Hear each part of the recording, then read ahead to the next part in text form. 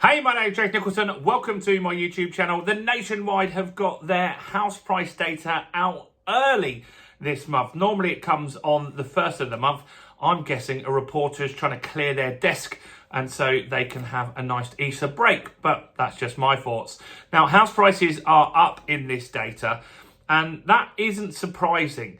Now, it also isn't looking great going forward. So two things can be true, because I know when I say house prices are up, when we've got interest rates going up, when we've got less buyers coming in the market, there's going to be lots of people saying, well, you can't say house prices are up and they're going down. Well, I can, because that is exactly what is happening at the moment. So in this video, I'm going to tell you the surprising jump in house prices, what expectations are going forward, and the regions that are really strong at the moment. London's bounced back surprisingly as well.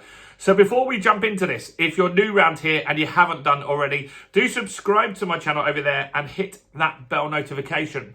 Join over 50,000 subscribers who get all the latest house price news, interest rate news, property investing tips, and much, much more. And let's get some views on this video. It's important that people understand what's going on in the market, and your part in that is simple. All you need to do is smash like, tickle like, do something to that like button. That really helps with the YouTube algorithm, and that really does help the channel grow. So thanks to everyone that does that. So Nationwide, they're always first. They like to get the data out first. Then we've got the Halifax that we'll get mid-month. We'll get Rightmove asking price data as well. And we'll get the ONS data as well, the Office of National Statistics. All of this data is important to keep us informed on what's happening in the market. This is important if you own a property and you want to do a refinance. You just want to know what your net worth is. Or it's also important if you're buying a property as well, because if things are going down, that means you can turn the screws and use this when you're offering for a property. So it's very important that we get a real understanding. So this is from Nationwide Building Society. And remember, this is only their data. So this is across their various brands, and this is sold data. So this is Nationwide Building Society, Virgin Money, Mortgage Works, and any other little sub-brands that they've got that maybe I haven't listed off there. And so they're saying March was strong, which isn't surprising. I'm going to tell you why. And it was really strong, similar to last month. 0.9% up in March. So that is a big jump in 1 month. Now, why is this happening? Well, this is happening because these are sales that have completed now that would have been started at the end of last year. So if you recall, the market slowed down in the summer of last year. It slowed down leading into the budget. And that was because for the Bank of England, the budget. And so the budget gave us a lot of uncertainty where we're going to have mansion tax, where we're going to have stamp duty increases, where we're going to have stamp duty that we could pay in installments. That was something else that we were being talked about. Property tax. What was going to happen? People waited to see. And so the market slowed down leading into the budget. When the budget was out the way, we also had mortgage rates that came down. So the Bank of England cut in December, but that was a little too late. But lenders cut leading into that. So that got market activity busy again. And now those sales have completed. And so the average house price has now jumped with the Nationwide data to £277,186. Now this is up nearly £4,000 in a month. That's not insignificant. It was £273,000 last month. So a big jump there. What's also jumped is the annual growth is now up again as well. So on an annual basis, house prices are up 2.2%. It was around 1% last month. So yeah, that's moving in the right direction.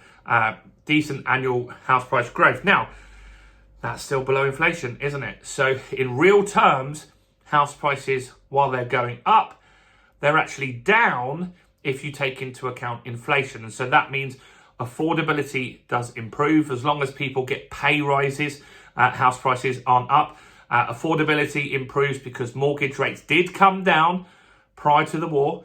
So that's got people in the market. Now, on a region by region basis, actually, sorry, first before I want to go into that, they have given us how the first quarter is doing. So the first quarter this year, house prices just in the first quarter are up 1.5%. Now, it's unlikely that will continue for the rest of 2026 due to the fact the market is slowing down today. But if you carried on like that, you'd have a 6% increase for the year, which is not bad, is it? If you take into account inflation is going to be lower than 6%. So that is good. So we're moving in the right direction there. How was the first quarter last year? It was 0.7% up last year. And last year, that was a busy period of time. Lots of people were doing deals quickly to get the stamp duty holiday beat. What about on a regional basis? Well, there's a few regions that stand out here that I want to talk about. So first is Northern Ireland, still strong, 9.5% up annually, and that's rolling and it's still staying high. So Northern Ireland is still buoyant. House prices are doing really well there. That's been a couple of years now that's been really strong in Northern Ireland. At some point, it will lose some steam and some momentum. The Northwest in the UK is doing really well, 3.3% up. So a smidge above inflation there. And where it stands out is London. London has been terrible for house price growth over the last few years. In fact, central London has been down as much as 25%, but it's returned to growth now. So London has got some positive news, 1.7%. And what lots of people are saying is, with what's happening with all the influencers and a lot of money going into the Middle East, in Dubai in particular, that money might come back to the UK now. And so London could, we'll see. We need some data. We need to see what happens. It'll be 6 months for sure until we know. But the expectation is some people, investors, are getting worried about the Middle East, worried about investing in Dubai, doesn't have that safe haven feel anymore. And so they might park their money in London property, which could drive it up a little bit. We'll see. Might not. Who knows? This war could, so crazy. It could be up, it could be down, it could be sideways. So what about going forward? Because look, this is historic data, isn't it? This data, this sold price data, this is stuff that happened in November and December. These are deals that started a few months ago before they actually finished. And that's what Nationwide are saying as well. They're saying, look, less buyers are in the market right now. Transactions are down, but they're saying what I was saying earlier this week. Transactions could still tick over because in February, you had more mortgage approvals than we did in January. So there's a lot of people in January and February that have got mortgage approvals. They've got them locked in at a lower rate that they could get today. And so because of that, I have a friend that's exactly in this situation. They're going to crack on and complete and buy a property because they've got that money offered at a much better rate. And there are some transactions out there that look quite good, some good properties listed. And so that means that for a while, for the next couple of months at least, April, May, June, we could see house prices going up a little bit, giving us a little bit of a buffer before we start seeing the data that shows what's actually happening today, right? Because there are less new buyers coming into the market. There is less certainty on that. So we'll see. So I think you'll see house prices go up for the next few months because it's a lag. And then eventually I think you'll see it level out. Unless something major changes and then we find out, for example, the Bank of England isn't going to increase interest rates for some reason. That's what we've got to keep an eye on. Let me know what you think about that in the comments below. What do you think is going to happen in the market as well? And make sure, if you haven't, thousands of you have grabbed this already. This here is the Renters' Rights Act information sheet. If you're a tenant, you need a copy of this by the end of May. If you're a landlord, you need to get your tenant a copy of this by the end of May and get them to acknowledge receipt of it. If you don't, it's only 4 pages long. You could get fined 7 grand. If you just want to know what the tenants need to know, grab a copy as well. You can grab it in the description and in the first comment.